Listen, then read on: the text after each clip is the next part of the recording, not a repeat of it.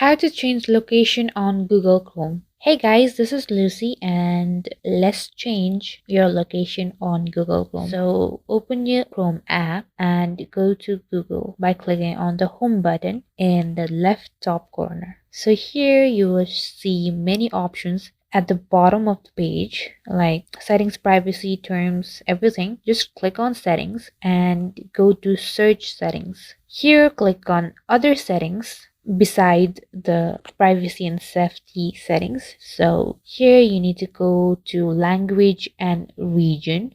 In the bottom of the page you can see results region, so just click on that and you will get this option where you can type your region. Go ahead and type the name of your country and click on confirm, and that's how you change your location in Google Chrome. Thank you guys for watching. Like and subscribe if you found this video helpful, and I'll meet you guys in the next video.